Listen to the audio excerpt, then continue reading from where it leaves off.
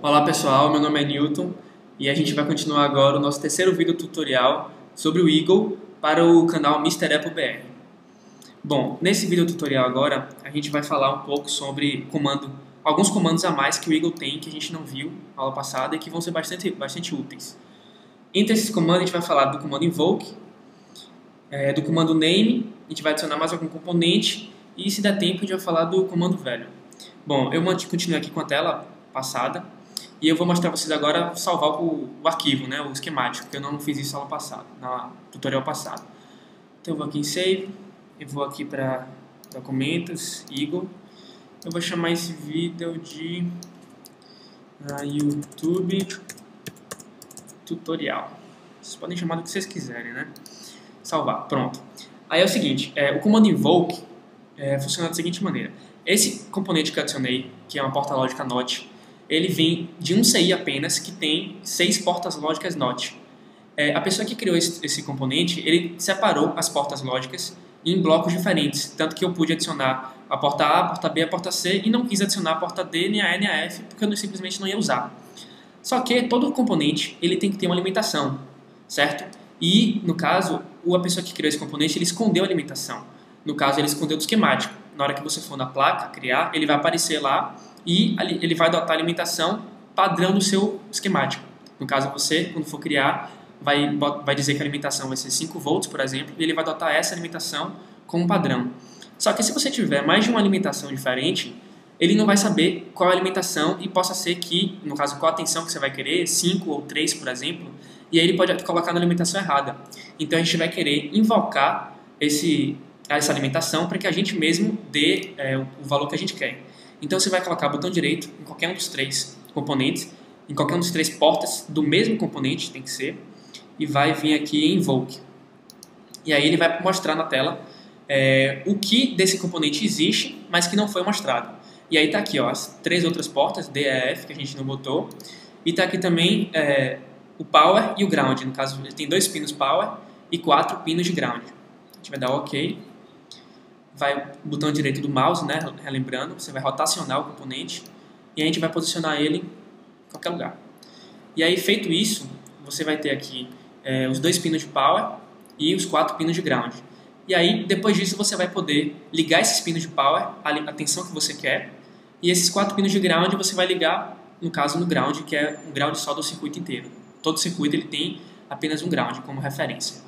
A gente não vai fazer ligação agora, porque o comando que faz a ligação eu vou deixar para explicar no próximo tutorial.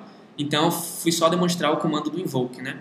Se você quiser adicionar mais uma porta, você vai usar o invoke também e vai vir aqui e vai adicionar a porta D, no caso. Pronto, é isso. Agora a gente vai falar do comando name. O comando name é isso aqui, ó, IC1. IC1 é o nome do componente. E aí você vai botar o botão direito e vir em name. E aí vai aparecer aqui, ó, ele vai dar um highlight, no caso vai mostrar todos os componentes que fazem parte desse nome e vai botar aqui IC1. IC vem de circuito integrado em inglês. E 1 porque é o primeiro IC, no caso circuito integrado, que a gente colocou no circuito. Geralmente, IC é adotado para todos os circuitos integrados, ele já vem como padrão IC. Assim como o resistor já vem como R e capacitor como C. Então, esse comando é pouco utilizado, certo? A gente não, é só se você quiser mudar ele, por exemplo, você vem aqui e muda, mas vai ser pouco utilizado.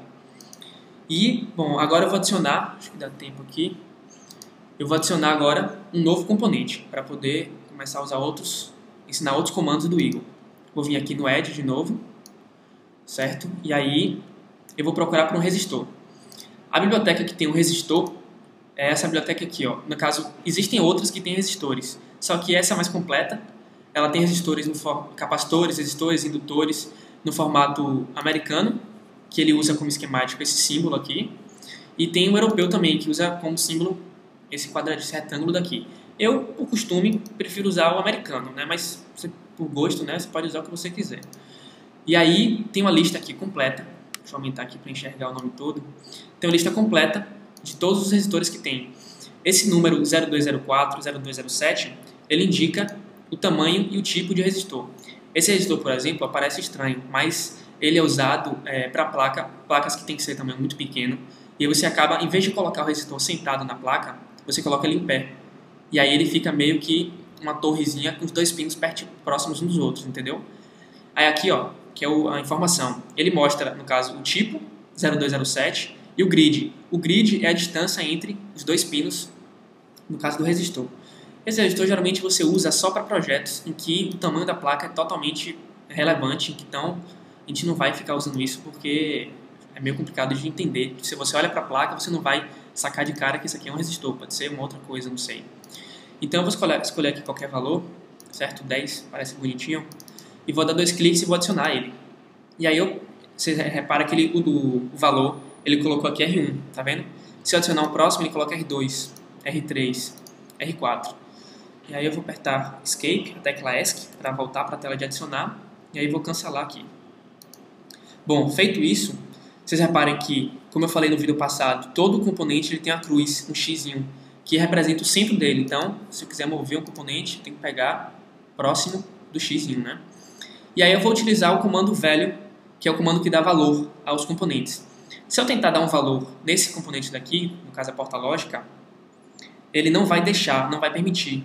Porque, na verdade, ele permite, mas ele aconselha não. Porque esse componente já tem um nome, já tem um valor, que é 74AC11004, entendeu? Então, se você mudar as características que o Eagle, que a pessoa que fez, atribuiu a esse componente, podem não ser as mesmas, entendeu? Então, não é aconselhado mudar, a não ser que você saiba o que está fazendo. Já no resistor, não. Todo resistor tem um valor. Ele vem sem valor nenhum por padrão. Então, eu vou colocar aqui 330R, um valor comumente utilizado. E vou colocar esse aqui, cadê? Valor 10KR. E aí, ó, como vocês podem reparar, eu vou mudar esse componente de lugar, vou botar aqui. Eu quero ligar os dois valores em paralelo com o de cá. Só que, ó, vocês podem ver, o nome ficou em cima do outro, fica difícil de enxergar. Então a gente vai usar o Smash para poder mudar esse nome de posição. Colocar do lado do R1, por exemplo. Aqui. Geralmente esse tipo de coisa eu costumo fazer só depois, quando eu termino o projeto. Essa, no caso, é a organização, né? Porque fazer isso enquanto você está começando a criar o projeto, você está com a ideia fervendo na cabeça, você acaba não tendo paciência muita para fazer isso. Mas é interessante você fazer isso depois. E eu estou mostrando aqui a utilidade dele, né? No caso, vai ter momentos que você vai ter que colocar... Vão ter vários pinos de um componente um do lado do outro e você vai precisar ligar resistores um em cima do outro. E aí fica difícil de enxergar o valor dele, o valor e o nome dele. Então, essa é uma boa técnica, um bom momento de você utilizar isso. Bom, pessoal, por essa aula é só, né? Recapitulando aqui, eu mostrei a vocês, salvei o esquemático, vou salvar de novo aqui, inclusive. Mostrei a vocês como adicionar um resistor. Mostrei a vocês como adicionar, no caso, a alimentação de componentes que não mostram por padrão, com o comando invoke. Aqui.